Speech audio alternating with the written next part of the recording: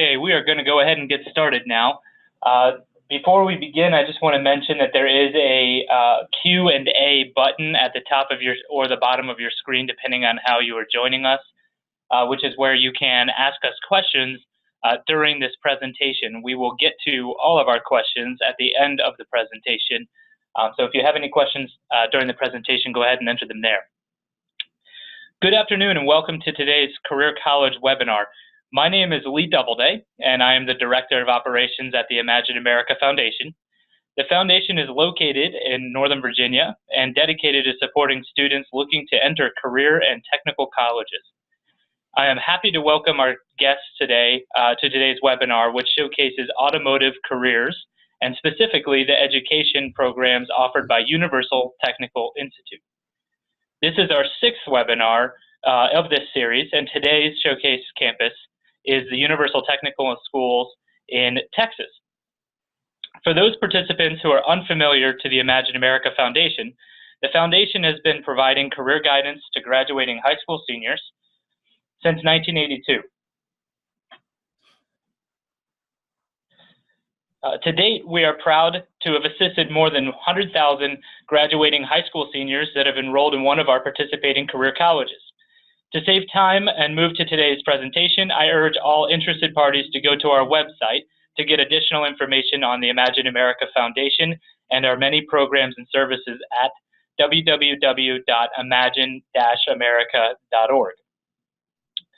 Automotive technology programs are some of the more popular programs in our member career colleges. Currently, our country faces a serious shortage in certified automotive technicians. We hear from employers from all over the country desperately looking for qualified employees. Our partner in today's presentation is Universal Technical Institute. Universal Technical Institute is one of the premier automotive education providers in the United States, with campuses located throughout the United States. Joining me today to discuss in detail the looming automotive technician shortage and how Universal Technical Institute is helping meet this need is Dr. Stephen Coyle. Dr. Coyle is a nationally recognized expert in this area. Dr. Coyle is a frequent speaker and presenter at state, regional, and national career and trade education conventions with an extensive K-12 background. So before turning the program over to Dr. Coyle, let me outline today's agenda. Today's webinar will be a maximum of 30 minutes with questions and answers at the end of this presentation. Once we finish the presentation, all participants who have submitted questions during the presentation via the chat feature in the Zoom meeting will be read at that time. At the end of the presentation, or approximately 4 o'clock, we will present any of those questions offered by the participants, and we will address as many questions as possible. Any that we cannot get to will be followed up with in emails after this presentation is over, along with the recording of this presentation. So now, without any further delay, it's my pleasure to turn this webinar over to Dr. Stephen Coyle. Dr. Coyle, the floor is yours. Well, thank you, and good afternoon to everyone. I'll get started right away since I know that you're busy and wanting to go home. So anyway, our agenda today will be threefold. First, we're going to start with the challenges facing the workforce today, followed by the opportunities in the automotive industry, and then finally, UTI's career pathways and what we're doing to combat the skills gap that we have in this country and actually in the world today. So starting off with the changing workforce, as you can see in the graph in front of you there, the workforce has changed dramatically from the 20th century to the 21st century.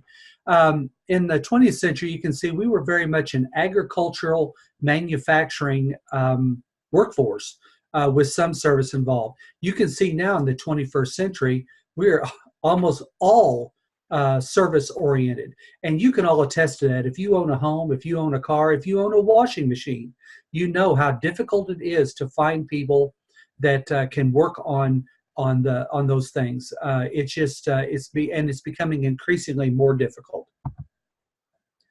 One of the things that we've done, because there seems to be such a disconnect with the skilled trades and STEM, we surveyed 150,000 Boy Scouts, grades 6 through 12, and asked them, how many of you would like a career in the skilled trades?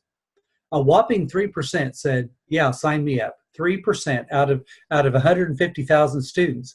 But yet that same group was asked, how many of you would like a STEM career? And over 45% said, yes, I would like that.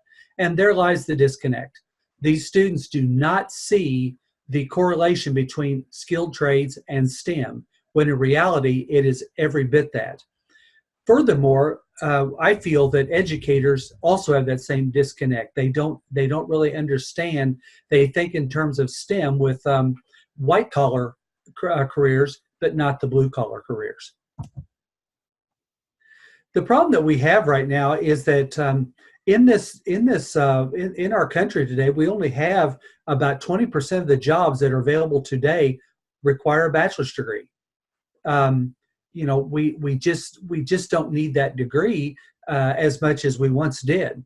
The other problem that we have is that of the 70% of students that are going into college now, almost half of them, after they complete college, they go into an occupation where they didn't even need the degree to begin with. The problem that we have today in this world too is that it's not an unemployment issue, it's an underemployment issue. We have lots of people out there with master's degree working at Walmart, working at jobs that and they're very disgruntled workers because they feel like that the system has failed them, that they didn't get exactly what they were looking for. We talk all the time at UTI about the new SMART. And so don't understand the new SMART, you need to understand the old SMART. And the old SMART was simply this: get into the best school you possibly can. Go to a great college, and then when you get there, figure out what it is you want to do.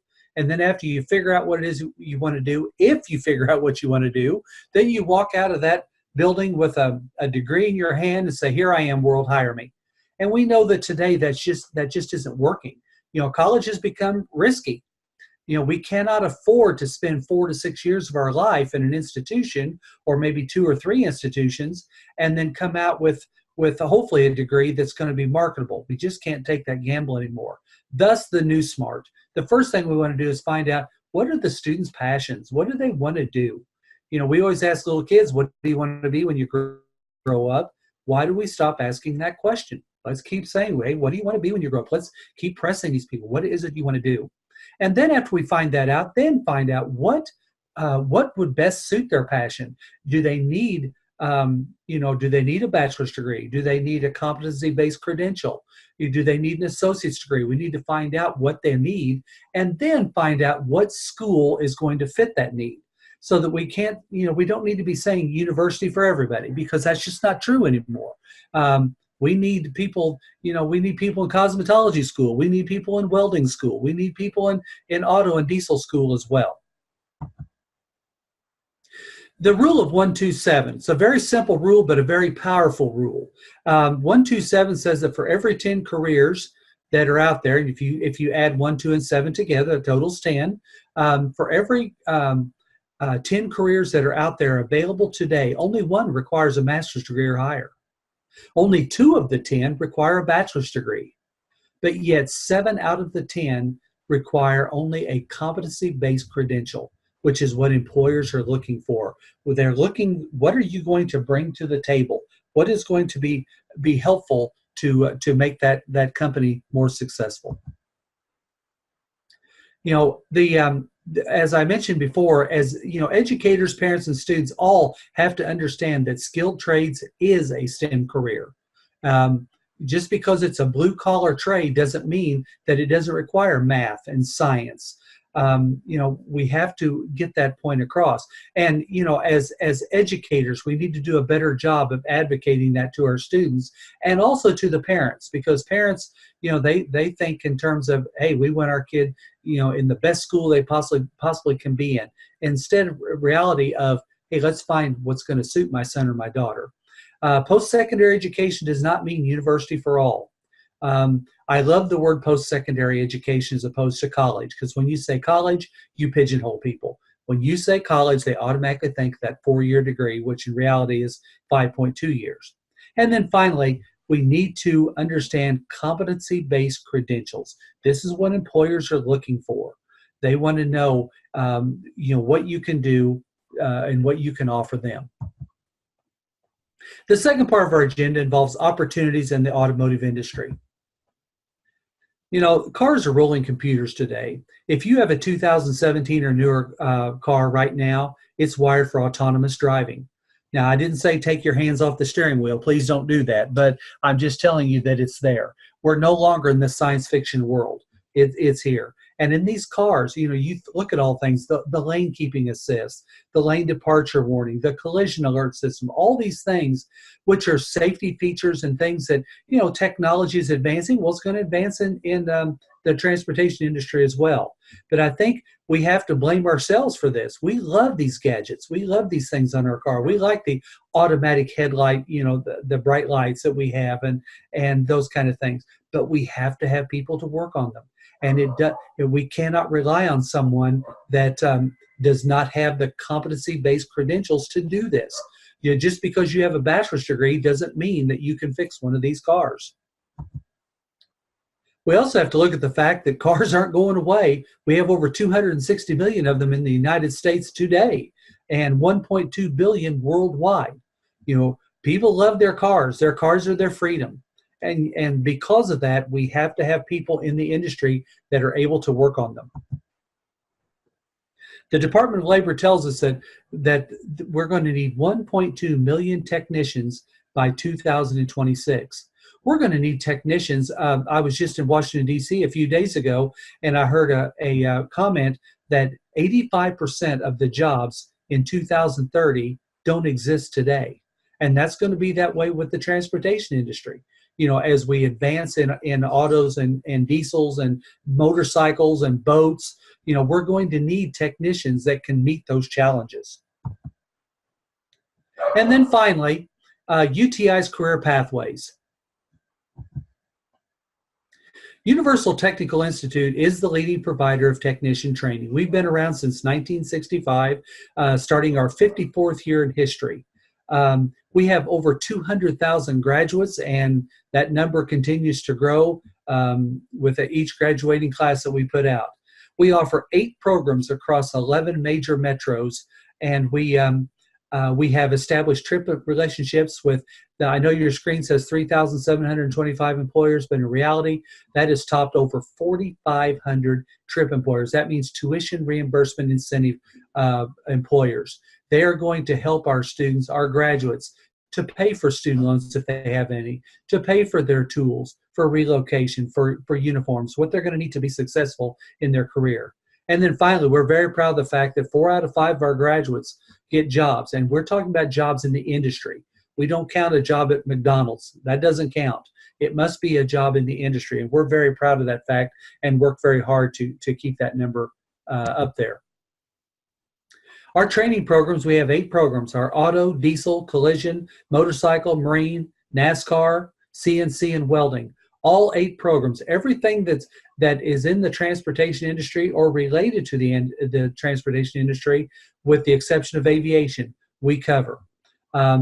But what we would do first and foremost is we want to find, what is that student's passion? What do they really want to do?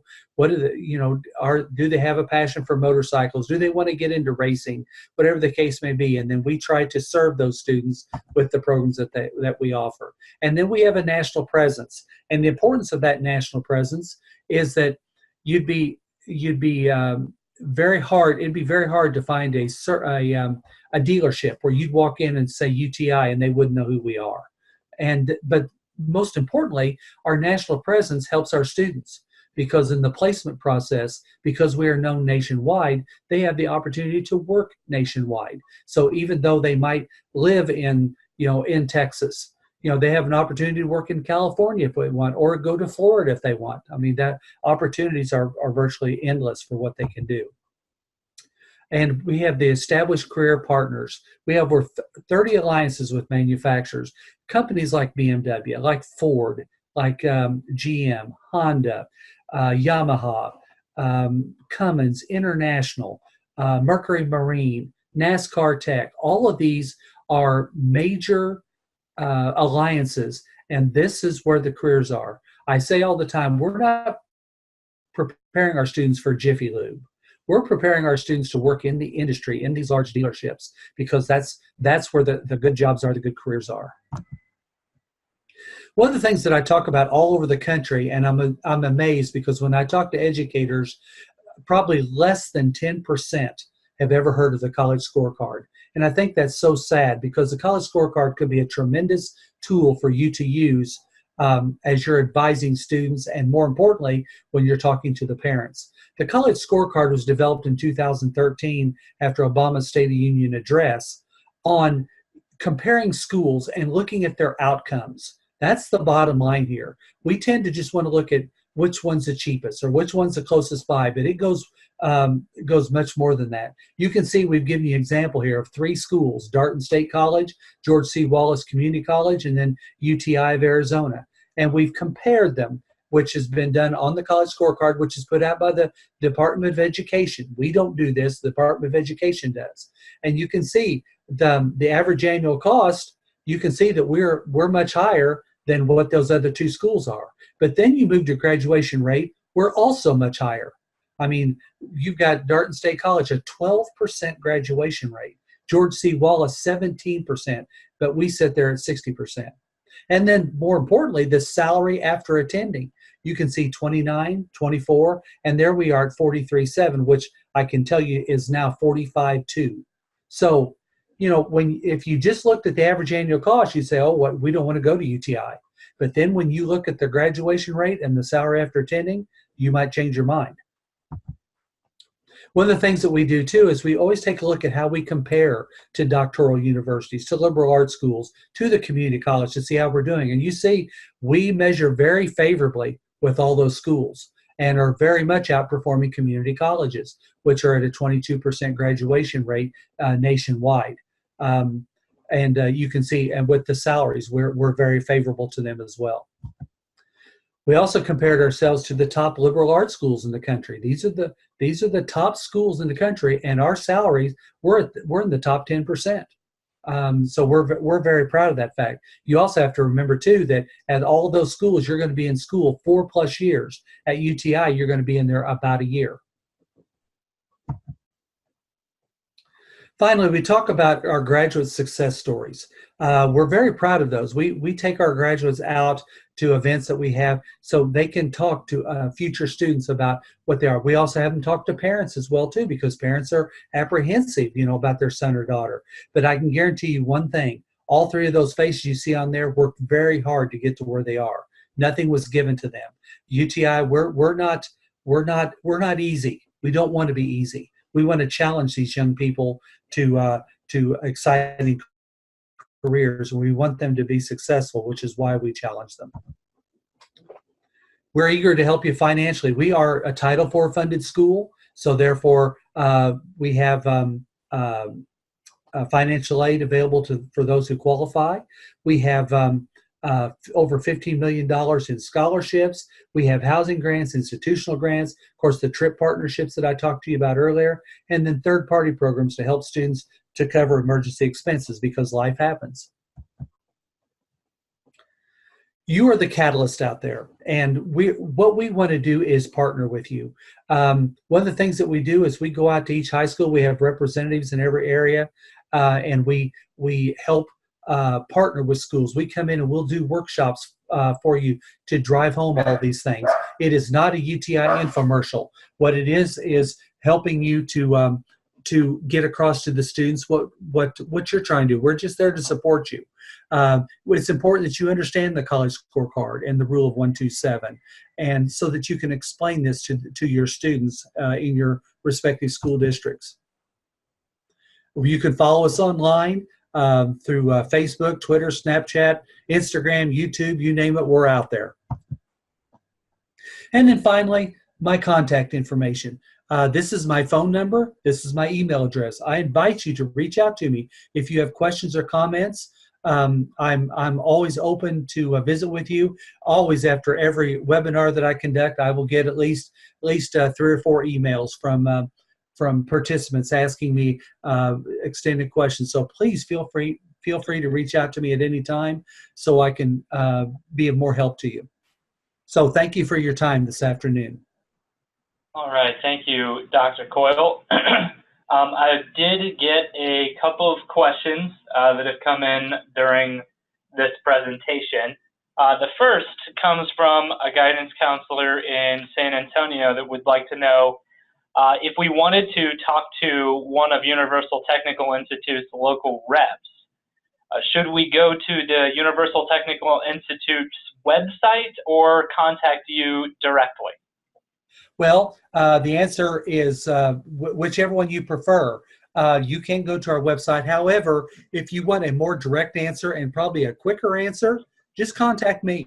I know who the reps are out there, and I can put you directly in touch with them. If you send me an email, I'll tie you right into that rep, and that way they can get in contact with you, and then you guys can work out the detail about a visit.